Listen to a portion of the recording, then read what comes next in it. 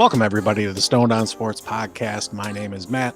Really happy to be here with you today. We're going to talk about the week that was in the NFL and our fantasy teams. Before we get into all of that, I want to say a big thank you to all of our subscribers, everybody who pops in to chat with us and checks out what we're putting out there. We certainly enjoy doing it, and we're very, very happy that there's a few of you out there that actually enjoy checking out the product that we make. Right. As you'll notice today, we are down one. So I am joined here by Kyle today. Kyle, the Lions, they look pretty damn good against, granted, a not so great team in the Carolina Panthers, but they did what you expect them to do, and they took care of business at home. They did, and they did it with a couple guys out, some big ones, Jahmyr Gibbs and ARSB, Amon-Ra St. Brown, and I was real impressed. They're so multi-dimensional, and they got some depth, and Josh Reynolds showed up, and Monty hauled again and showed up, and Goff had a nice game too. And the defense, man, they played their butts off. So they've won 12 of 15 dating back to last season. So that's nice. That's nice. And speaking of Goff, he is your number one PFF rated quarterback in the league, 5th in yards per attempt, and where he's really excelling. And it was kind of a knock on him coming into the year. He's excelling with deep balls, balls beyond 20 yards from the line of scrimmage. He's showing that he will push the ball down the field. We got J-Mo back, who was in on about 50% of snaps. And that's his forte, getting down the field, opening up the underneath for Sam Laporta. Hopefully we get ARSB back soon. This offense is really going to be humming once we get everybody healthy.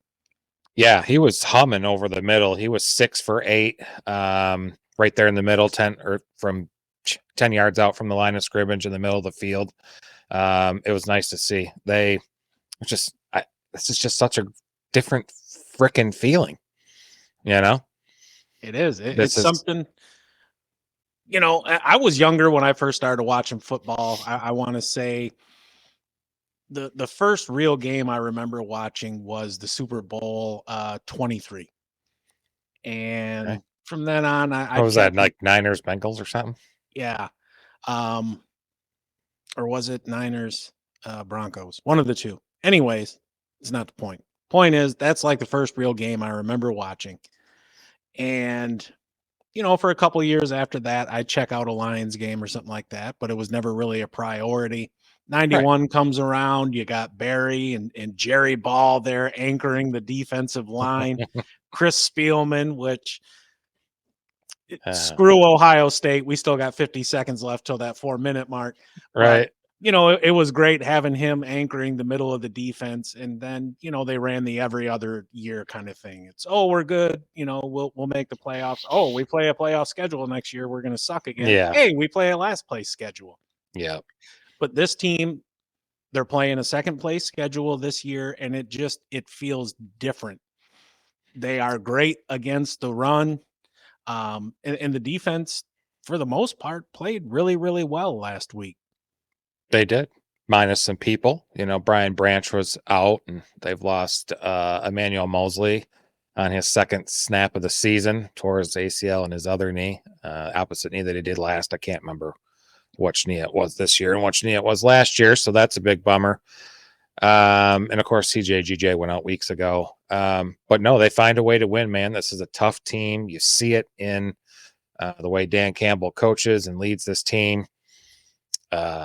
It was just nice. Some of the highlights I saw, Hutch was the highest graded edge this week in week 5 with a 94-1 grade on PFF. He's good. I know. Dude, he's so the way he just 4.5 used his so fucking good, dude. He's so fucking good. He is such a fucking badass. He's a number 2 overall pick for sure, man. He's the baddest motherfucker on 2 legs every time he steps out there onto the field. And I know Jacksonville is just kicking themselves for taking Trayvon Walker over. Yeah. I mean, the way he just stuck his right hand out there and intercepted that ball, a little short pass that Bryce Young was doing. It was, that's his 4th interception in his first 2 seasons here so far. First lineman in NFL history with 4. It's crazy. I'd have And to play him at interior, TD. the highest graded interior lineman was Ellen McNeil at 92.1 on PFF. So it's nice, man. It's nice. On the other side of the coin, Panthers turned the ball over 3 times in the first half. 2 were on consecutive snaps. Yeah, Miles Sanders lost a fumble. They looked bad. And there's not much going on there, man. Chuba Hubbard, I think, outsnapped Miles Sanders again for the second straight week. He's somebody we might talk about later in waiver wire if we haven't already. But the Lions are surging in popularity. The game for week 6 got flexed to 425 at Tampa Bay. So, they're getting looked at. People on TV are talking about them. I'm excited about them. This has not happened in a long time. I'm excited. Yeah. And it's a strange feeling, but I'm enjoying having the feeling. Craig Reynolds showed some nice burst in garbage time. Yep. One thing that was a little concerning, the Lions did have 4 drops. But when you're down ARSB, and you're having to rely on guys, like a Khalif Raymond, who you're not usually having to rely on. Sure. Those kind of things are going to happen, but that's something that's they're going to need to clean it up, because you're not going to be able, I don't think, to have those kind of mistakes and win down in Tampa Bay next week. But we'll get more into that on Thursday. For sure. Titans went to the Colts. Well, who thought that was gonna? I guess they're JT's first week back, got his new 3-year contract. You had to figure they were going to ease him in, and they did. But Moss had a hell of a game. What was he? 22 for 165, 2 touches. They averaged 7.2 a carry against a number 4 ranked run defense in the Tennessee Titans. They have held 10 straight opponents to fewer than 100 yards, and it went 20 games between allowing a 100-yard rusher. That's some serious shit. It is. They tore him apart. And in my thought process, because I benched Moss and I put in JT, I didn't want to start both of them. And I went with the school of thought that JT's been out for however long. He says he's 100% healthy. They just paid him.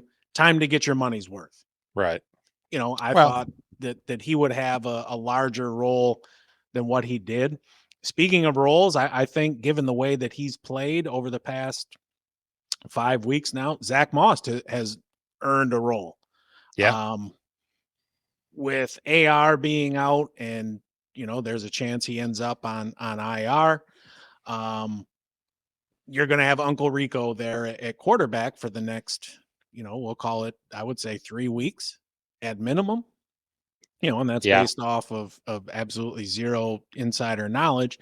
There's going to be a significant pie there in terms of rushing attempts, and the size of the pie is probably going to be a little bit smaller.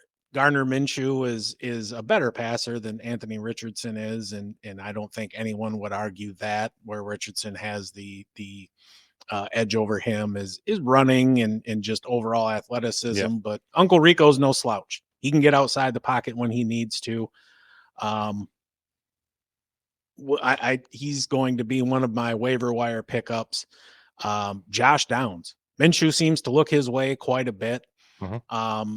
He does a lot of his damage within about 5 yards of the line of scrimmage, but he's a shifty little dude, one of those guys that can make you miss inside of a phone booth. He's a threat to take it to the house anytime he gets his hands on the ball. Yeah. Now, I was going to talk about him as a waiver wire pickup as well. I had some good stuff about him, but yeah, it's a grade 3 AC joint sprain for AR.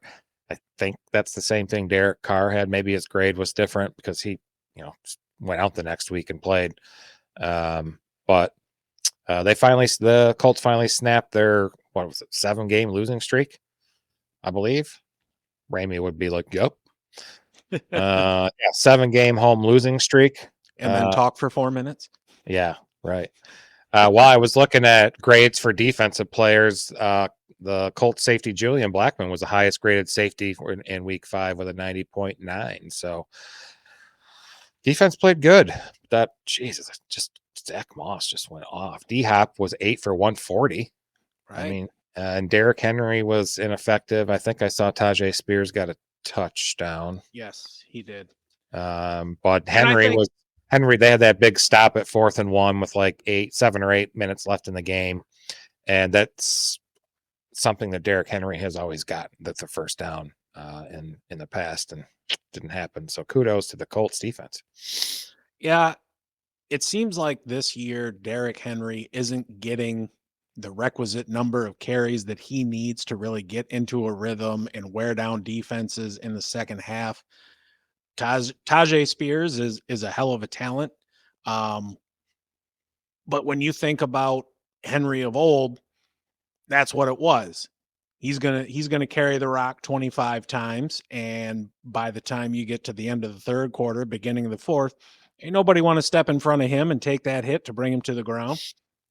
This year, he's facing an 8-man box on almost 45% of his snaps, and it's hard to get any kind of excuse the pun, but any kind of run going, right, when you're having to deal with that constantly. And I wonder how long it's going to be, and I imagine it'll probably be once Tennessee is out of the playoff race before we see a Will Levis in there, barring injury. Could happen. Probably need to see what you got what you got in him. I don't know. I don't think he's ready, but game time help. Game time sure does help. Real game time. So yeah, the Colts and the Jags are tied. Jag has a tiebreaker, right? They beat the Colts. Yeah. So in it, I didn't think that's would be. It's still early, so it's already week 6 coming up. It's crazy. You know that old, well, I don't know if you've heard the joke, but there's the joke around here, around the Indianapolis area. How do you get a Colts fan to stop beating his wife? Send her to Jacksonville. Oh God, that's horrible. I can't. Yeah, it is. What game you want to do next?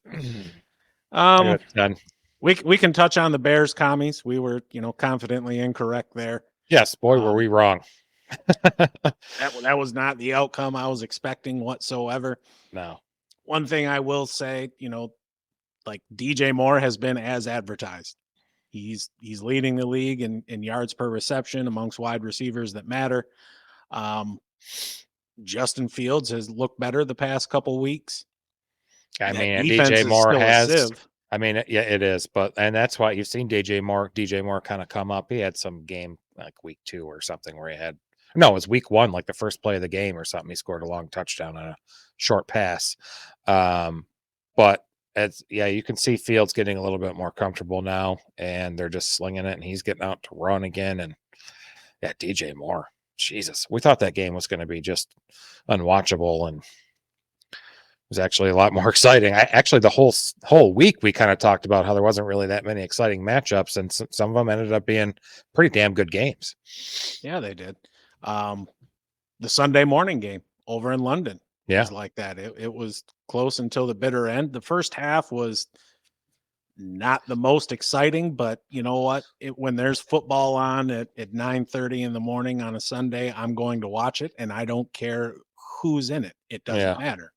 Make me some sausage gravy and biscuits, or this week it was a nice bacon and egg breakfast. Well, a couple nice bacon and egg breakfast sandwiches, full transparency here. Right. Yeah. And just, you kick back, nice glass of chocolate milk. It's early. The wife is up and stirring, but she ain't to the point where it's, anything expected of me. She's making the exercise or something. Yes. She's playing exercise and making coffee or whatever. No, it was a good game. Jaguars went to the UK 1-2 and came back home 3-2. So they won 2 in a row there. It's kind of a nice stadium they got there. I didn't realize it, but I read that the owner, what's his name?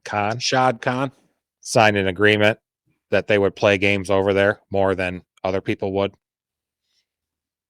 there's something with the timing and the amount of games or something, but I didn't write that down. But so that's why they're over there that much, because the owner agreed. I mean, Years it ago. makes sense. Well, he Years ago. owns one of the EPL teams too. Yeah. Or Barclays Premier League, whatever the hell it's called. I think he owns like Arsenal or something. Okay. But speaking of Jaguars, Bills, Jacksonville won 25-20. Etienne. Wow. Dude, He had a great game. He went off. 26 for 136, 2 touchdowns, and another 4 and 48 in the air. I found it interesting that Josh Allen was 27 of 40 for 359 and a touchdown. He wasn't sacked. He didn't turn the ball over, and he lost. Trevor Lawrence was 25 of 37 for 315 and a touchdown, 7 for 31 on the ground, 2 strip sack loss fumbles, both times in Buffalo territory, and he was sacked 5 times for a negative 37 yards, and he won.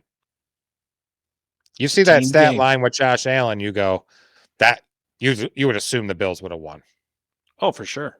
But they didn't. The Bills were one-dimensional. They only rushed for 29 yards. Jacksonville's defense has started to come around a little bit. Diggs and Gabe Davis still had huge games. Both had over 100 yards and a touchdown each. Bummer. 3-2. So Jacksonville showing that they can hang with the upper echelon of the AFC. I agree. I think by the end of the year, they'll probably be considered like the 5th best team. You'll have the Chefs. I think the Bengals will get themselves right. And then you've got the Bills and the Dolphins. I think if the Jaguars and Bills play 10 times, I think the Bills win 6, maybe 7 of those times. I just think they're a better team. They lost some more pieces on defense. So they're going to have to figure some things out. They did bring in Josh Norman, and it was funny. We joked about that the other day. Something that was cool to see on the Jacksonville side, Travis Etienne getting those short yardage and touches near the goal line. Earlier this year, it had been Tank Bigsby. He's not really a thing anymore. So if you have Travis Etienne, you're a very, very happy fantasy manager. Yeah, I have him in the, I don't even remember which league. I want to say the podcast league, but they all just start meshing, and I don't remember what's what. Yep. Calvin Ridley showed back up again. Yep. Sure did. It was nice. It's great watching football Sunday morning. It's just awesome. Oh, we've got somebody here in the chat. What do we got? Fletcher Cox. Should I trade Lamb for DK? Fletcher Cox. Should you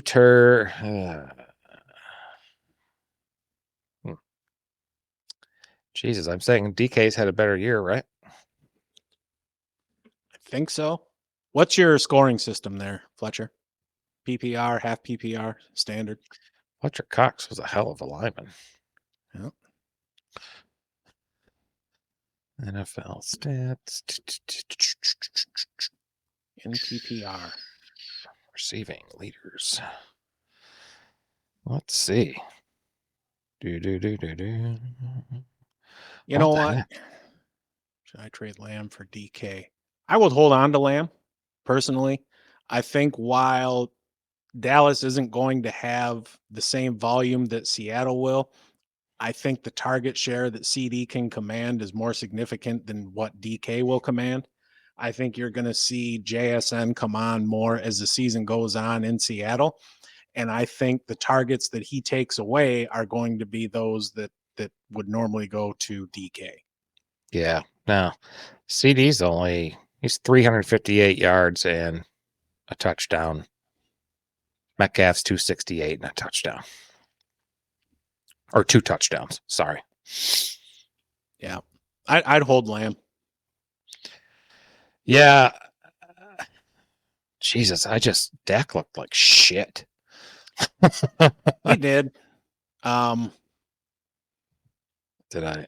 I think I had some numbers. He'll get a little bit better, and Dak has always been somebody that's turnover prone. The nice thing about turnovers, though, when you have a wide receiver on that team, garbage time is a thing. Yeah. Fletcher, thanks for the question, man. We appreciate it. You got anything more for us? Just let us know. We're here chilling. What else do you want to talk about? We got. If you haven't subscribed yet, please do. We'd Yeah, be happy absolutely. to have you as part of the Stoned on Sports podcast universe. Yeah, heck yeah.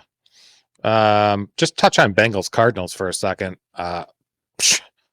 Burrow looked great. Chase had 19 targets, 15 catches, 192 yards, and 3 touchdowns. Are they? I mean, in a much needed offensive performance from the both of them. It's good to see. Yeah, they had to have that win. Period. To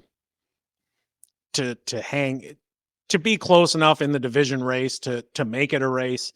You've got both Baltimore and the Steelers at 3-2, and if they fell to 1-4, that's a big ass hole to dig out of. It seems like this is what, the third or fourth week in a row where there's been a wide receiver just go ham with 15, 16 grabs, multiple touchdowns, shit ton of yards. Yeah. Jamar Chase has been chirping a little bit and get me the ball. I'm always open, et cetera, et cetera. This is a perfect opportunity for that to happen with T. Higgins out. Tyler Boyd didn't really do a whole hell of a lot there. So, it was the Burrow and Chase show, just like it was there at LSU back in the day. Sure Joe was. Mixon did all right. I think he had about 80 yards rushing. The bad part is he got stuffed at the goal line like 3 or 4 straight runs, just could not get it done. Yeah. He's somebody, if you have him, you're going to run him out there because you don't have anyone that's better, but you're just hoping for him to be a compiler this year. Yeah, it's rough. Some of the stats on the offensive line there for Cincinnati is just not very good. And I can't blame it all on Joe Mixon either. But this is the first time they scored a touchdown in the first half this season. So they needed that to get rolling. Burrow completed his first 10 passes. It was good to see. So fuck you, Brandon. He's finally playing good. Yeah, I was just a week early on him. That's all. Right. But yeah, I just want to touch on them. Oh, and James Conner left in the second quarter. Well, I don't know, 3 or 4 o'clock today, it was announced that he's going on IR, so he's out for at least 4 weeks. Bummer. He was having an unexpectedly decent year. Yep. Fire up your Amari DeMarcados if you got them. And we'll be talking about that in a moment. Chiefs Vikings. Yeah, that's a game that occurred as well. Sure, that was a big one. Another huge injury in that. Well, Chiefs won 27-20. They're now 4-1, dropping the Vikings down to 1-4. It's excellent for the our Detroit Lions, I should say. So comfortably in the lead there in the NFC North. But the big news there for the Vikings, bad hamstring injury for Justin Jefferson. Pretty devastating for them. He got put on IR, so he's out at least 4 weeks. So, yeah, fire up Jordan Addison. Get a waiver in for KJ Osborne. Of course, Hawkinson could fuck it all up and soak in all them damn targets. So we'll see what happens. He's going to get a lot of those targets that are going to be vacated by Jefferson being out. And I think part of the reason they put him on IR is to protect him from himself. And sometimes you have to do that with players. He's on just a torrid pace for the start of his career. And just the competitor in him is going to want to come back probably earlier than he's ready. They know their season is pretty much toast. Yeah, they're 1-4. They're 1-4. It makes sense. And that's another reason, why rush him back? And then if they're still playing poorly when he's gone, isn't he due some money? Who? Justin Jefferson. Yeah, an extension. Yeah. I don't know. Be interesting to see. Why come back to try and jeopardize that? Oh, for sure. On the other side. Oh, go ahead. Yeah. What, Chiefs? A little bit? Yeah. Yeah. Yeah, Mahomes had a good game. 31-41, 281, 2 touchdowns. And shockingly, he did not rush the ball once. Not once. He averaged 38.5 on the ground in each of the first 4 weeks. Didn't run once. I was shocked. It's crazy. Yeah. As far as receivers on the team, he's spreading the ball around way too much for you to comfortably rely on anybody other than Kelsey. Kelsey, I think he had 11 targets, caught 10 of them for, just under 100 yards, found 60, the end zone. 67 and 1. Yeah. It's a carousel there. It's going round and round each week. And it was, Rashee Rice was the winner with a touchdown in the wide receiver room. So next week it could be Sky Moore or MVS or whoever, Tony. Yeah, But most likely Kelsey. But most likely Kelsey. I've got Tony in a couple leagues. He's like on the bench. The only reason I'm keeping him is because he's a Chiefs receiver. And you would think at some point during this season, somebody is going to emerge. So he's a lottery ticket. If I needed to drop him, it'll be fine. And I would suggest to anybody else that drafted a Chiefs receiver, hold on to him. This is, we only just finished week 5. We've not even made it a third of the way through the season. Sometimes the hardest thing to do in fantasy football is just be patient. Be patient, play it cool, show your interest, but not too much. Just relax. Let the season come to you. Sure. But if there is a trade or something that you can do to make your team legitimately better, not you're not feeling from the heart here, you're thinking in with your brain, legitimately better, then obviously do it. Absolutely. And we all get attached to the players that we draft, right? It's natural because you've made that investment, you've made the emotional investment. But sometimes you just got to cut it off and rip the Band-Aid off. Yep. It'll feel better once you get the trade completed and you take a look at your new team and you think, damn, this is exactly what I wanted all along. Right. Let's go Eagles Rams for a second. So Eagles won 23-14. They're now 5-0. Rams are 2-3. Cooper Kupp's first game back, returned and immediately went back to being Stafford's favorite target. He had 12 targets, 8 receptions for 118 yards, but Puka Nacua was still strong too. 11 targets, 7 receptions, and 71 yards and a touch. A.J. Brown had another good game. Dallas Goedert finally showed up. We've been waiting for one of these. I drafted him in 2 leagues this year, and he had 117 yards. So thank Lord for that. I know you've been waiting on that too. Jesus, Hurts had a good game, 300 yards and a touch, and then he had a brotherly shove touchdown as well. He was 15 carries for 72 yards. They're looking good, 49ers and Eagles. I think I'm going to say the Lions are up there with the 49ers and Eagles now. I mean, you can't not. That's the top 3 teams in the NFC right now, right? Yeah, and those might be 3 of the 5 best teams in football. Yeah. I think people would balk at putting the Lions up that high, but if you're going to put the Chiefs up there, you got to put the Lions up there because the Lions went into their house and won. Yeah. Yeah. None of this, it was week 1 bullshit either. I don't care. Right. Yeah. That doesn't matter. It was banner night. Now granted, Detroit went and played Seattle and forgot that pass coverage was a thing. Yeah. But they righted the ship and now they're looking damn good. They did. I mean, had they not lost to Seattle, they'd be 5-0. They'd all be talking about the Lions and the Eagles and the 40, but you're not hearing it as much, but I'm feeling it. Cowboys at 49ers. San Francisco whooped their butts 42-10. Cowboys 3-2. 49ers 5-0. Brock Purdy. We gave him a lot of shit in our podcast and compared him to Kenny Pickett. I'm starting to feel a little bit different. Even Ramey sent a text the other day about he was starting to get Tom Brady vibes from him, and I can see where he's coming from. It's probably way too early to make that call.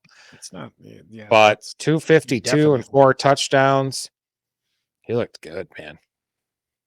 He looked good. He did.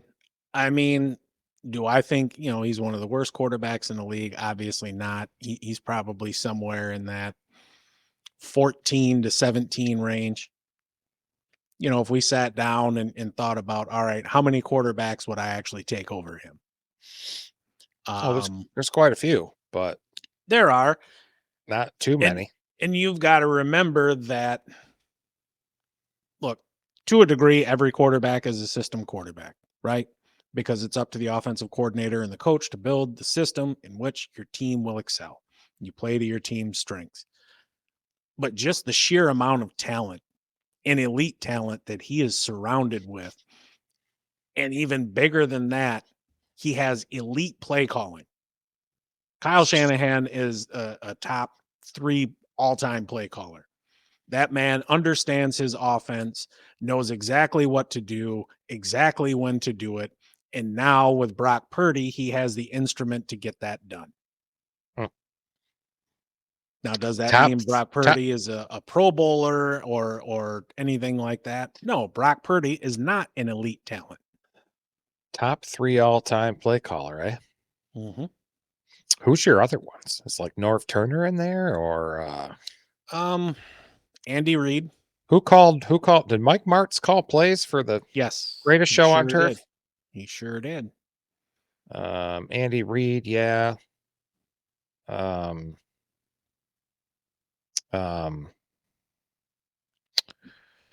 Jesus. Sean West McVay Coast, is another. The West Coast offense guy, 49ers, long time ago. Bill coach. Walsh.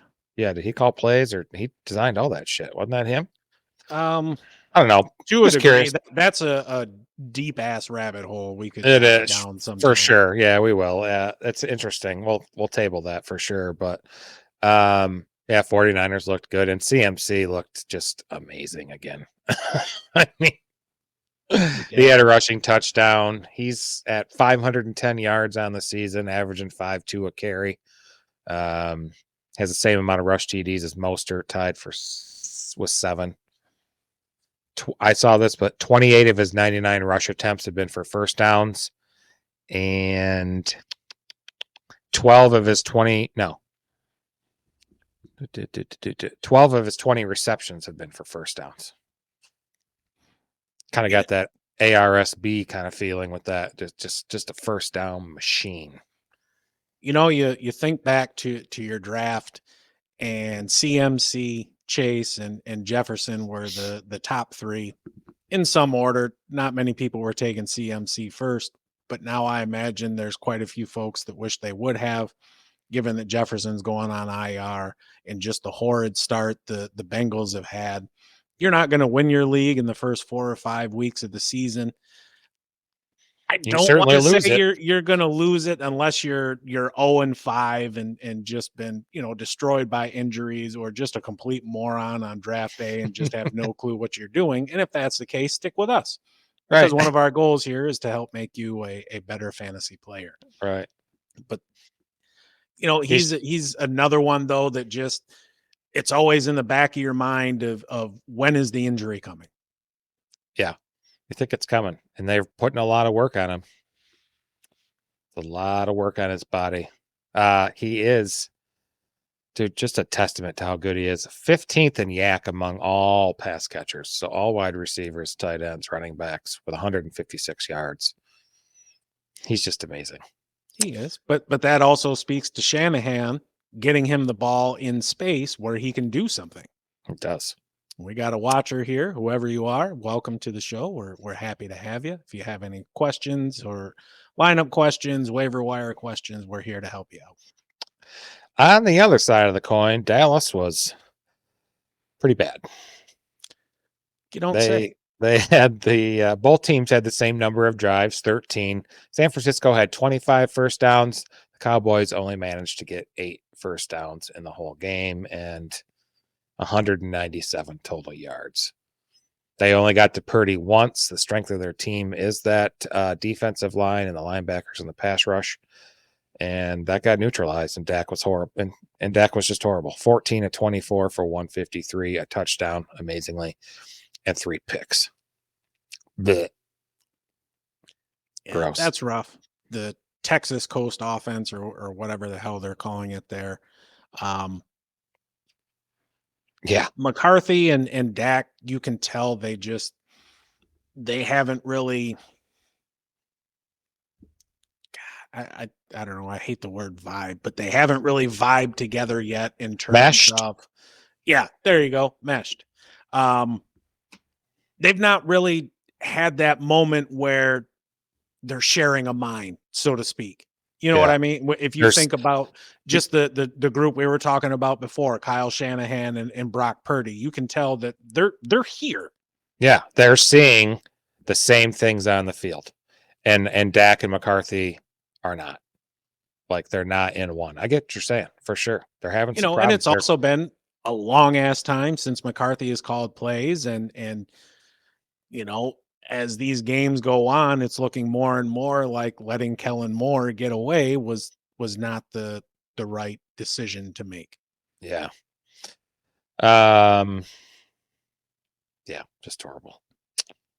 I think I'm good. You got any other games you want to talk about? Saints whooped Patriots real fast, 34-0 in New England.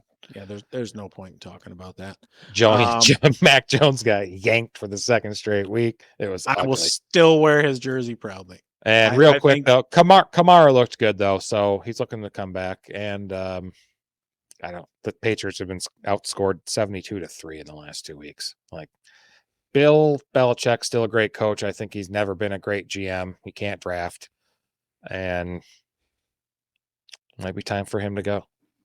Yeah, or at least relinquish the general manager duties or something. I don't know, but anyway, go ahead. An interesting tidbit, and I know we didn't really get to dive into this game. The Dolphins have used pre-snap motion on almost 60% of their plays, which is the most in the NFL since at least 2017. Yeah, he does, and they do it's like a short motion. Do you know what I'm saying? So it's Mike McDaniel's interesting. I like him. He's doing interesting things down there. They have this speed, okay, that they have like the top 7 fastest ball carriers so far in the season. But what he's doing with them, putting him in the right places, it's just exponentially adding to that speed. It's just amazing to watch. They're a fun team. Yeah, he's using Achane correctly, which it sucks that he got hurt because he's a fun player to watch. Only 2 of his carries were north-south at the start. Everything else, it's, he's in motion pre-snap and they're just kind of tossing it to him or whatever it may be. And when you think about all that speed on the team, imagine yourself as a defender and you're lined up against Tyreek Hill. You're both at a standstill. You're standing there getting ready to go. That's tough enough. Now imagine that you're a defender and you have to take on Tyreek Hill, who's already running, and you're standing there flat-footed, waited for the snap. Yep. You're screwed. Yep. You have no chance. No chance whatsoever. They are fast. Mostert's fast. Waddle's fast. They're all fast. It's amazing. And for Achane to be with 460 rush yards, he's been averaging 12-1 a carry. So did he go on IR yet? He's a candidate for IR, I think. I've not seen anything yet. Last I knew, they were still data gathering on that. They got, and Mostert, they're going to lean on him some more. And Jeff Wilson Jr. He's 30. Yeah, I think they're going to activate Jeff Wilson Jr. this week. Well, they opened up his 21-day window. Practice window. Yep. So I imagine he'll be back sooner rather than later. Yep. You've got Salvin Ahmed there, who, is a body. He's somebody to take up some carries, and depending on how Jeff Wilson Jr. is, you can't rely on Mostert to carry the whole load because he'll break. You can't. And they've been blowing out some teams and stuff, so maybe Ahmed gets some garbage time in the fourth quarter. Take the load off Jeff Wilson and Mostert. But yeah, he's going to get hurt if they're thinking they're going to really rely on him here through the middle of the season. No, there ain't no way. I think Jeff Wilson Jr. is the ad there. As far as waiver wire, I don't know how much work he's going to get. I imagine he'll get somewhere at minimum 30% of the carries. Oh, Fletcher's back. Should I trade Pollard and Watt for AJ Brown and David Montgomery? Yes. Yes. Yes. Absolutely. Yep. I Definitely. don't want to tell you to leave, but you should be hitting accept on that. Yep. Those are, I mean, the Eagles and the Lions are potent offenses. Yeah, you could say Dallas's is, but not with Dak at the helm. I mean, they have the pieces there, but no, that's an easy accept. That and he was talking earlier. It sounds like you got Pollard and Lamb, so you would be smart to Sure. divest of one of them, and this is the better deal for you. Oh, I No, I offered it. offered He it. didn't send it to me. Perfect. Well, Doesn't hopefully, matter. Hope he hits accept. yeah, hopefully it hits accept. That's a toughie. I mean, yeah, I would definitely do it if, for on your side, but the other way, it's tough. Hopefully, maybe that guy's not doing well so far. For sure. I think that might be a little bit rich to give up, but personally, and granted, I'm a little bit Homer biased here. I if I was you, I would if he declined. Well, here, let's just look this up here. Pollard and Pittman for same players. I would also. I would say do what you need to do to get Monty. Yeah. And I have no problem giving up Pollard to do so. I think getting AJ Brown in that deal, giving up somebody like Pittman is a little bit of wishful thinking. But the worst they can say is no. Yeah. You know, at worst, you're looking to open up a dialogue. But yeah, if Monty ends up being available to be had for trade, get his ass. The touchdown upside is just insane. And he was coming into the role that Jamal Williams had last year. And while no reasonable person would expect somebody to get 17 touchdowns, think about the role that he carries in the offense. And he stays on the field because he's good in pass pro. He can catch. He's just somebody who was slept on and yeah, if you can get him, get him. Yeah. Behind the offensive line, he's got more touchdowns this year so far than he did the whole. He played 16 games last season for the Bears. He only had 5. Brad Holmes made a very good decision. Absolutely, he did. So yeah, what are we at? 42. Yeah, waiver wire targets for week 6. Bye weeks. There's only a couple teams, Packers and Steelers. If you got somebody in those games, you're looking to put in your line, find a waiver wire to put in your lineup because you're kind of stuck.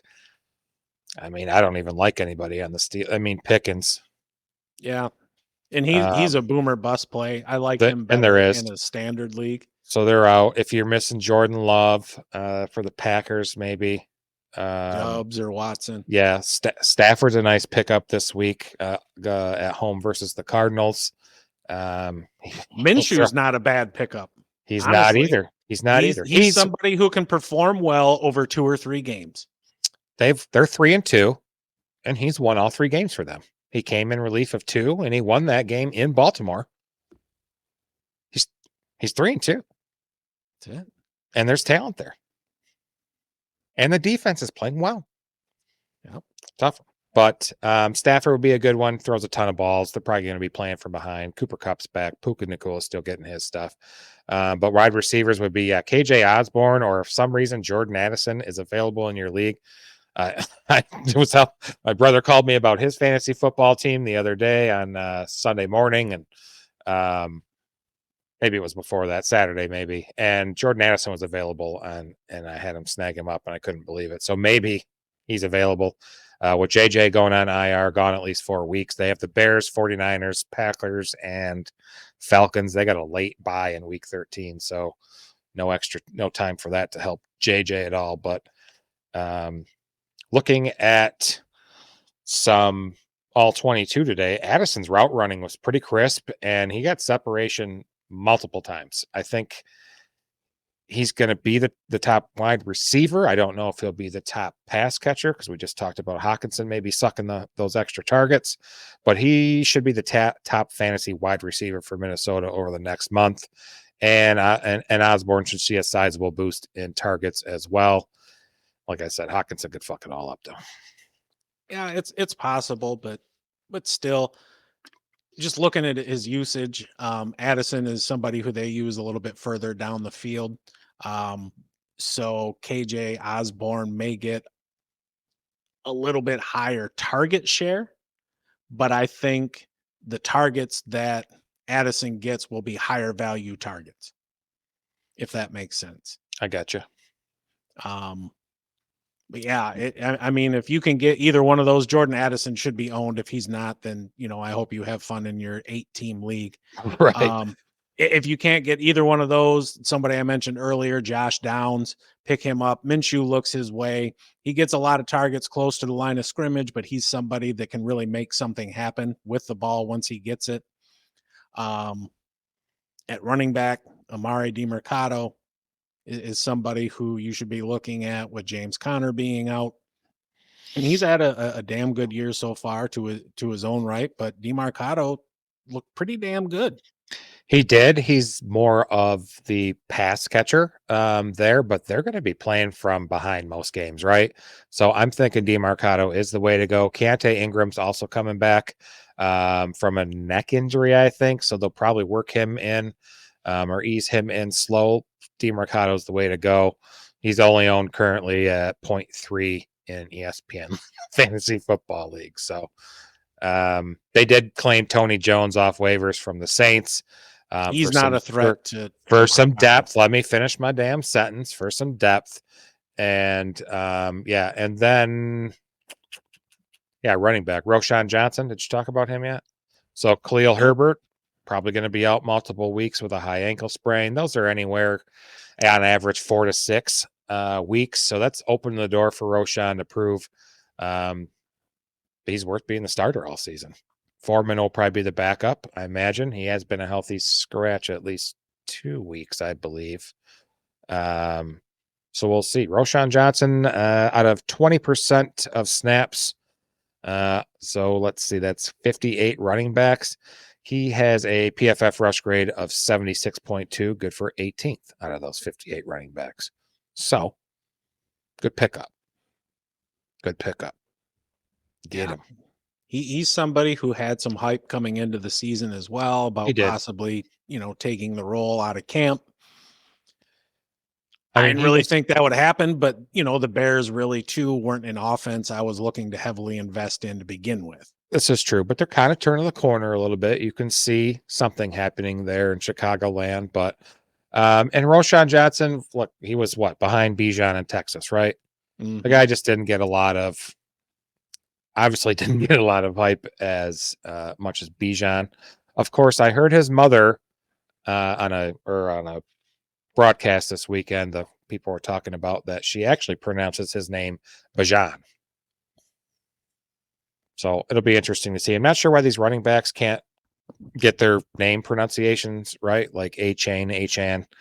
But I think it's Bijan now. So we'll see. Or maybe it's always been Bijan, just the NFL did a poor job of informing everybody. And I imagine, too, for some of these kids, like maybe they're hesitant to speak up. Bijan himself said, I go by either one. I don't care. But your mama calls you Bijan.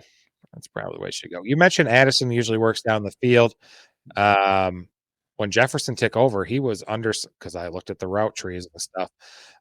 He didn't have a catch longer than 18 yards. And in college, he was able to work underneath. So I'm not worried about that too much. Yeah, we'll see how things play out. Gardner Minshew you talked about. Yeah. Downs too. I really like Downs. I do too. He's got like a 19% target share, so it's not an insignificant amount. I haven't looked into the breakdowns of Richardson versus Minshew, but still, he's one of those rookies that you look to maybe emerge as the year goes on, and credit to Wade. He was talking about Josh Downs as soon as the NFL months ago. Yep. Yeah. No, I like Minshew this week. He's going to throw shorter downfield, but he's more accurate. His play has been safer but more reliable. I like it. He's 57 of 88 for 553 and 2 touchdowns in the games he's appeared in. Yeah, he won't have the same value as AR because of the rushing ability, but faced the Jaguars in a revenge game. So, and the Jaguars have allowed plenty of fantasy points to quarterbacks so far this season. They are kind of turning the corner, but I don't hate it. Where's that game at?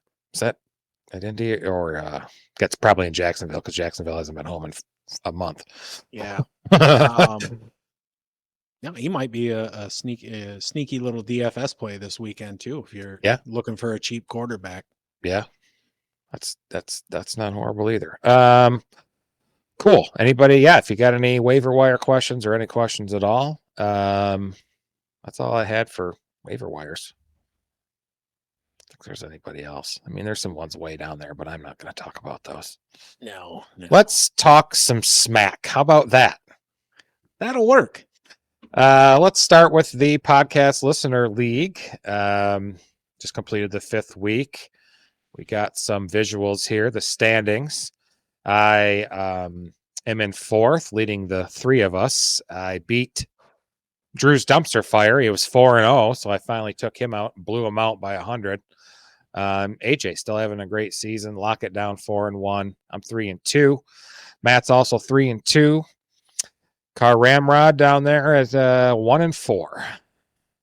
And has scored more points than me. Yep, sure has. But I got the head-to-head. Right. I whipped his ass this past week. Oh, whoops. Took him behind the woodshed. I can't. Hold on. I was like, where's the other guy? There we go. Somewhere over Dwayne Bowe, who named his team, drafted, I believe, most of his team. Doesn't do anything with his team.